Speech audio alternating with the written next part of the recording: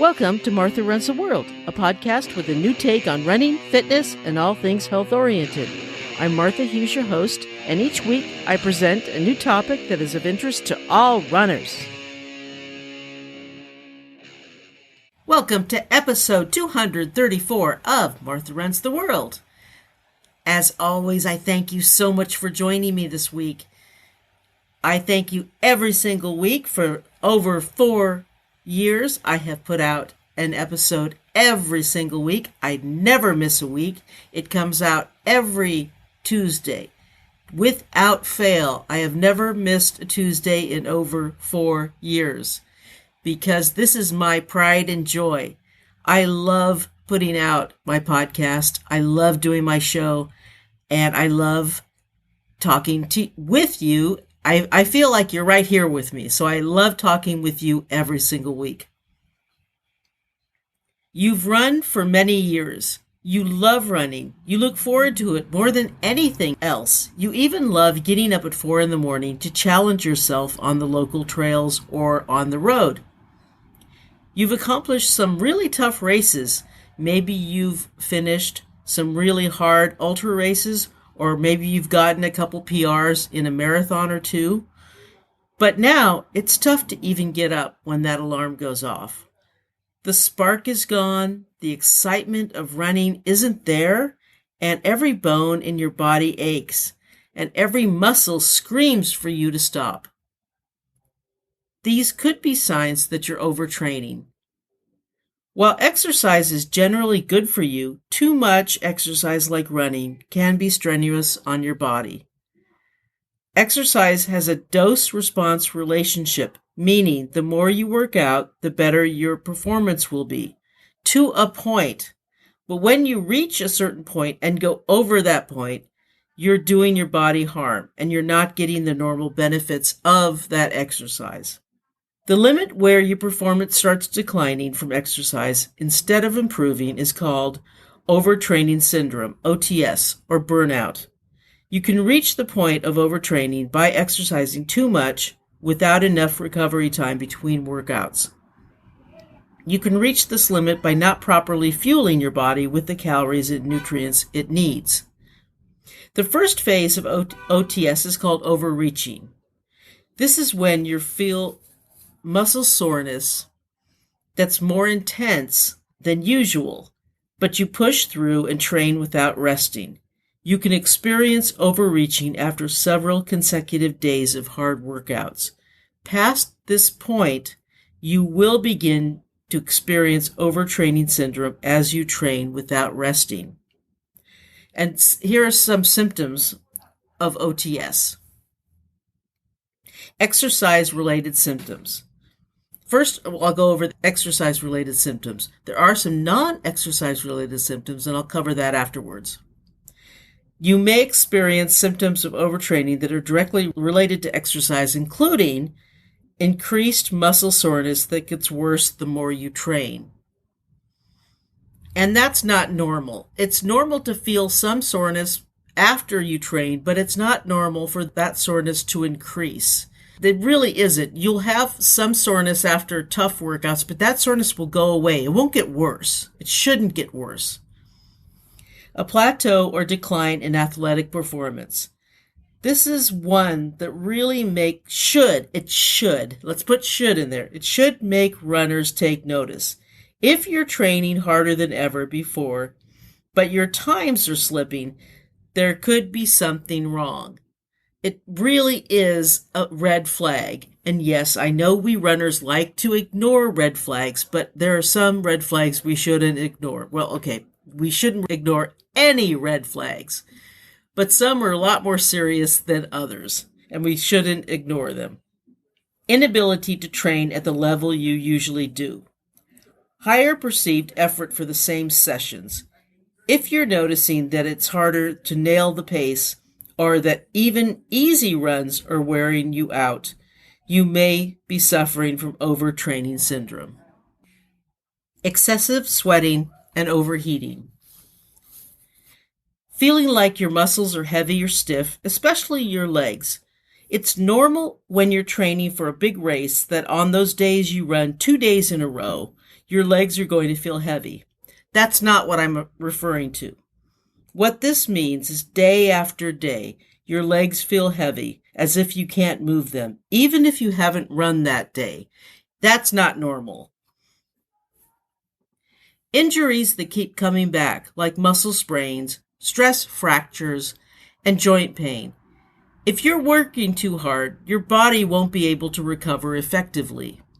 You'll notice muscle soreness dragging on for days and more niggles than usual. Niggles are little pains that come up, and they aren't necessarily hurts or they aren't necessarily injuries. They're just little pains that come up and may disappear, and they maybe aren't anything, but they're called niggles. Loss of enthusiasm for exercise or feeling like you want to skip your workouts altogether. The physical and mental exhaustion associated with overtraining can mean you stop enjoying running. And if you're not enjoying these sessions, you're not going to want to get out there. If it's not fun, you're not going to want to do it. Obviously, that's the really big obvious point there. Elevated resting heart rate. Overtraining can be manifested in a slightly raised resting heart rate. Make a habit of taking your pulse rate or checking your heart rate on your GPS watch or fitness tracker as soon as you wake up. If anything changes, you'll soon notice. An increase of 10 beats per minute or more indicates that your body hasn't recovered from recent training. It isn't only when you're running that you feel the negative effects of OTS. You will start to feel them in the rest of your life outside of running. And the elevated resting heart rate, I should have probably put in this section, but that's my mistake. Oops. Other symptoms of overtraining can affect your health. Now, some signs to look out for include repeated illnesses like colds or respiratory infections. The amount of training you're doing means that your immune system is more vulnerable. And if you don't take enough time out to recover from the illnesses you do get, they'll linger and lead to bigger problems. A few times when I was training for marathons, I would get colds. And I knew that was probably because I was overtraining. And I probably wasn't getting the rest or the nutrition I needed. That is a big sign that you probably are overtraining. And if you notice that, a lot of pro athletes get colds easily. See a lot of hockey players and football players, they get colds and things because they are overtraining a lot and they're probably not getting enough sleep. That happens a lot. We can get sick too if we're not getting the appropriate rest. And rest is important. It really is. And I know it's poo-pooed by a lot of people. They're saying, oh, I don't need the rest. I can forego that. Other things are more important. Well, no. Rest is one of the most important things that we can get, and we need to make that a priority. It is very, very important. Changes in skin, hair, and nails that make you appear unwell. That's a real vital look. Many runners, and especially vegetarians and vegans especially, don't get the appropriate nutrients. And yes, I know they say that they do, and that's not a problem anymore, but many of them don't, and they become anemic, and they can get changes in their skin and hair and nails. And that is something they really have to look out for. And a really good nutritionist can help them with that. Digestive issues like diarrhea or constipation can be a sign of overtraining. Because if you're not getting enough nutrition, not getting enough rest, that messes up with your digestive tract. Irregular menstrual cycles or loss of menstruation completely is also a sign of overtraining. Sudden weight loss, loss of appetite, or disordered eating. You're training harder than ever, which means you need nutritionally balanced meals and plenty of them. And that is, I know that is another sign of overtraining and not eating properly. Watch out for a loss of appetite or sustained weight loss. And look out for the longing to start fasting or going on one of those strange meat-only diets at this time.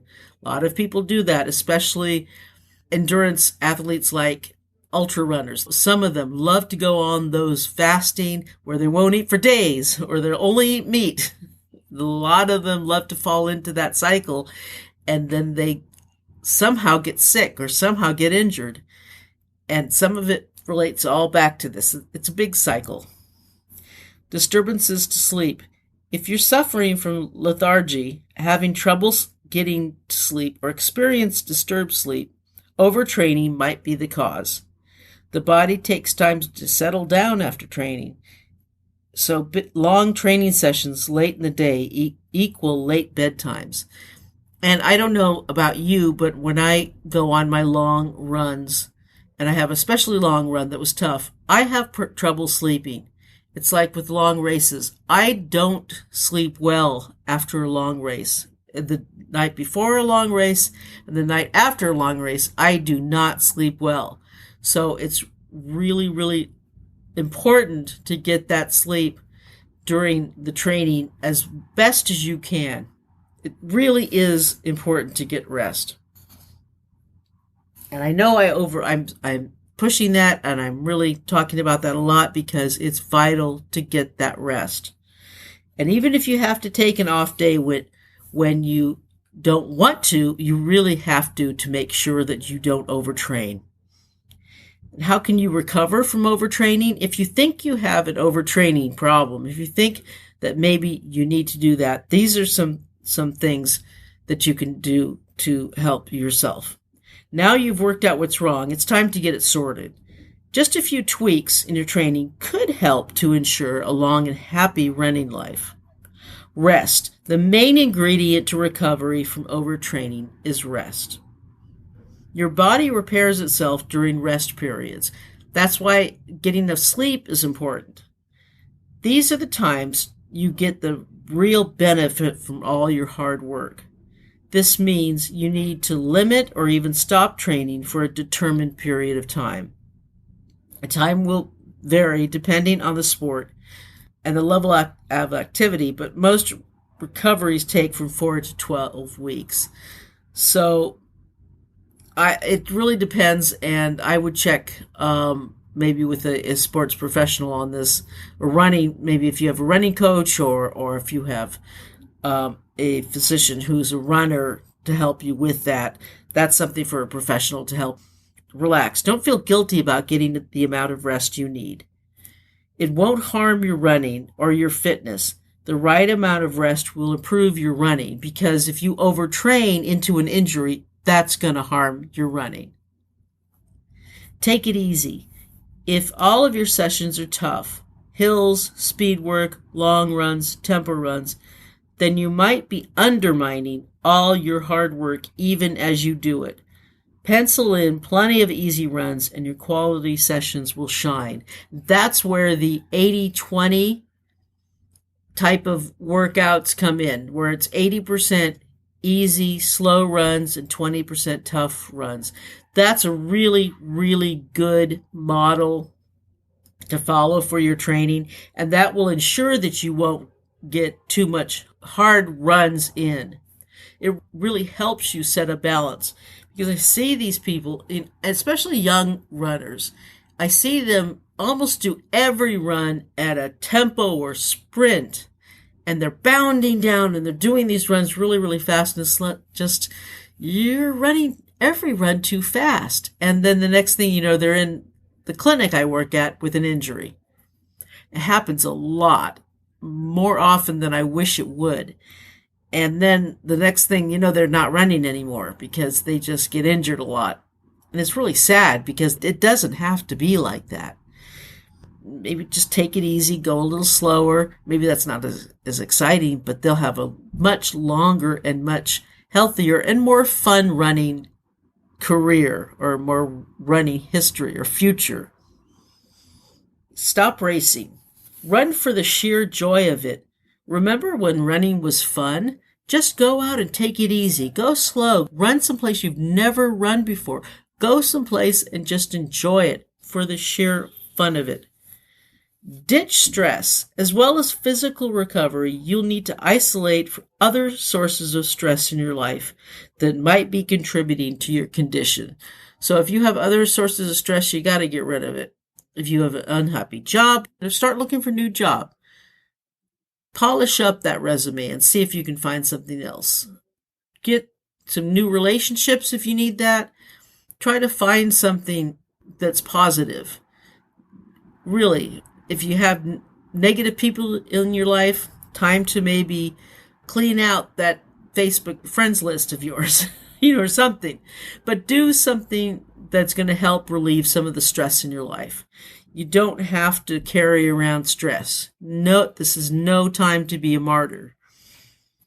Eat well. Your body needs the right fuel. Ditch the sugar if you want. I eat a lot less sugar these days, and I'm feeling much better. I haven't ditched all of it, but I've certainly limited it, and I feel better for it. And eat right. Try to eat as natural as you can to its natural state, and cook more at home. Learn how to cook. If you don't know how to cook, you will feel better for it, and your pocketbook will feel better for it. Prepared food is expensive, and it doesn't taste as good if you can teach yourself how to cook and prepare your own food made from as close to the source as you can.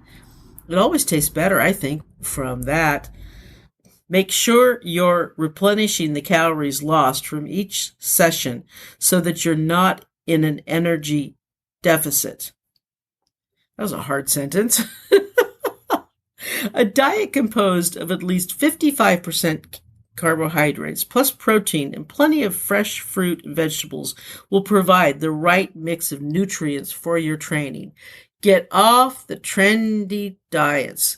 They aren't right for you. I don't think they are, and a lot of nutritionists are finally speaking out against all these silly diets, these silly low-carb diets. And thank goodness. And if you're on that all meat, no carb diet, just stop. Stop. That's just not, we're not wild cats out in the jungle, okay? We are humans. We eat all kinds of things. We're omnivores, okay? Anyway, so that's my opinion. Well, let's see. As you recover from overtraining, you can still do a bit of low-intensity aerobic exercise to keep fit and healthy while you're not doing your normal runs. These should be of short interval workouts that are not related to the sport that you normally train for. Remember that. Once your symptoms have completely gone away, you will be ready to ease back into your training schedule.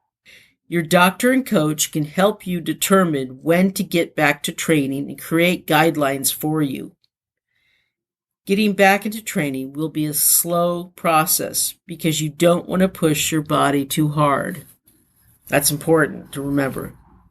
A good recommendation is to start at 50% of your normal training load and add on 10% more work each week. So it's pretty much just like if you're a new runner, don't add more than 10% each week. Here are steps to prevent overtraining. The most important way is to get proper rest. And there we go. I'm going to hammer that into you. Proper rest, proper rest, proper rest.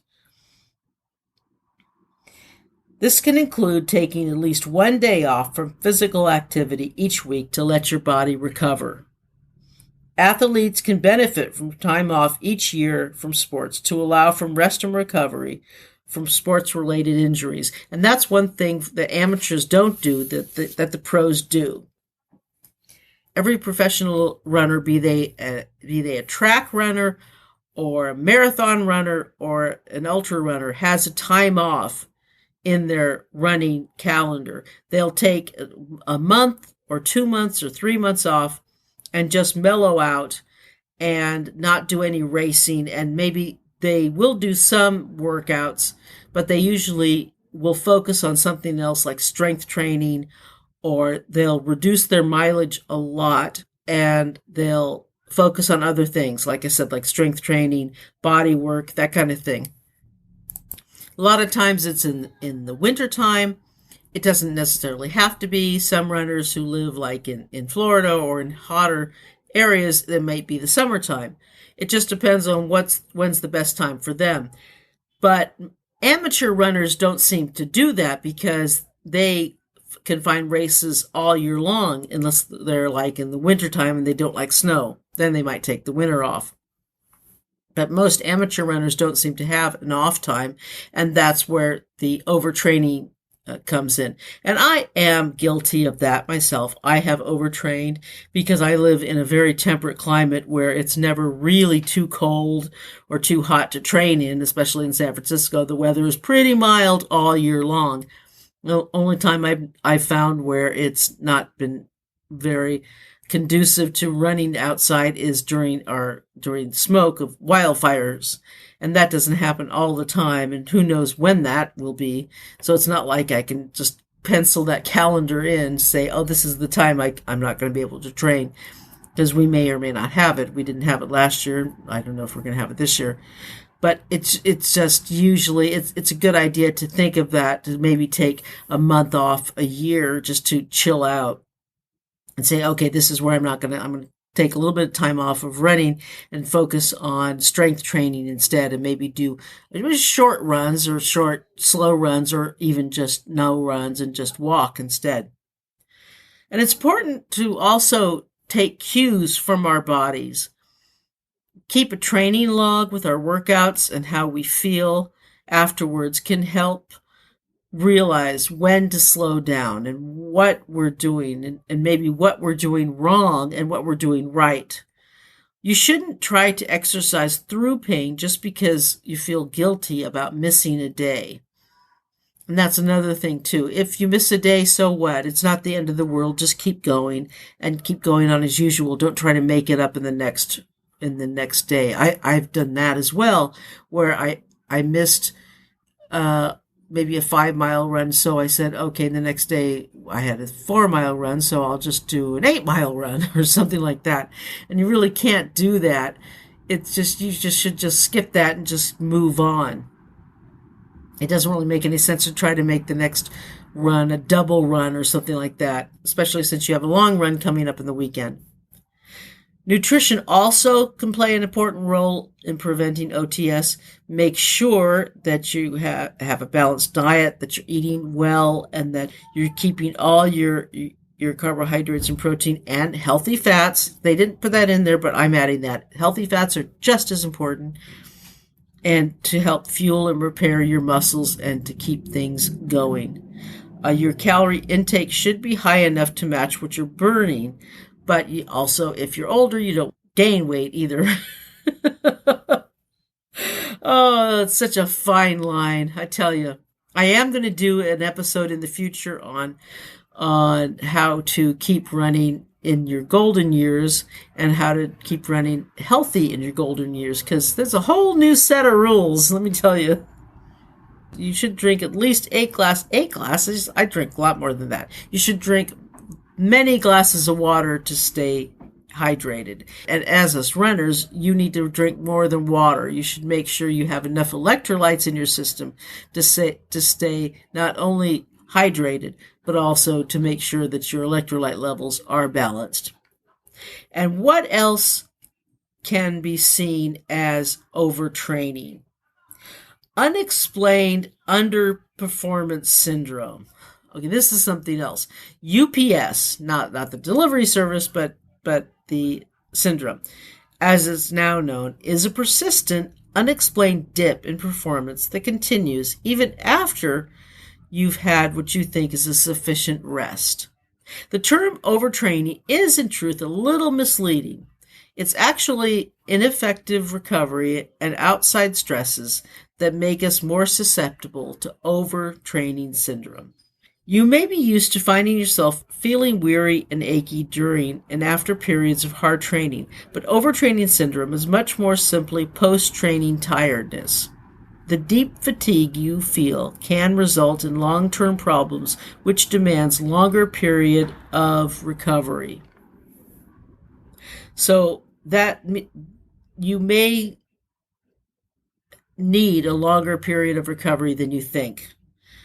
So don't think that just taking a week off is going to solve it. You may have to take a few weeks off. It may be longer, and it may take you many weeks off to get back into the swing of things.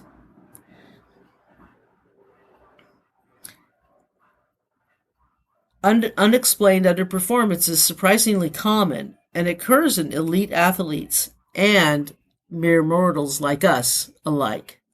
Especially if you're cramming in races, especially like if you cram in races and like do races every weekend, like a lot of us amateurs do.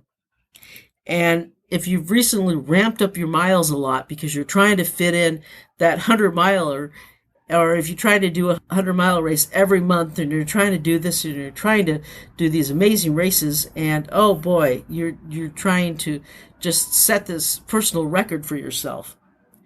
Take a close look at your training schedule. Does it include enough variety and recovery time? Are you really trying to do these intense races all the time? Running the same distance at the same pace all the time means you'll be working a limited range of muscles in a narrow cardiovascular range, and you'll probably be kind of bored too.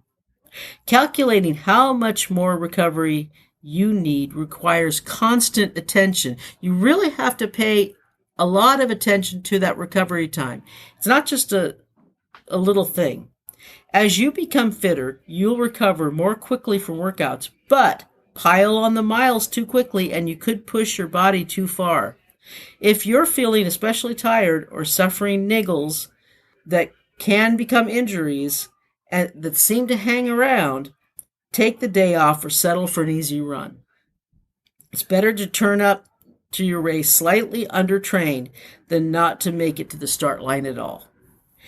Distance runners seem to be more susceptible to overtraining syndrome, and its studies suggest that it's the volume rather than the intensity of training which leads to the condition. A 1992 study found that high-intensity training poses less of a risk, which is borne out in the lower proportion of sprinters struck down with overtraining syndrome. But even if you're training and recovering properly and aren't running long distances, you could still be at risk of overtraining. If you're super busy at work, stress, or having relationship problems, it can impact upon your training and trigger undertraining, underperformance syndrome. But I would say that just the answer is not a fun one and it's not a pretty one, but it's just to take care of yourself, to look at the signs, to watch what's going on, journal, to rest, and really look out for yourself and look out for your body, because you don't want to have to take the weeks off, because that's not fun. I mean, we all want to run and we all want to do all our races, but sometimes we have to accept the fact that we are mere mortals. Okay, thank you so much.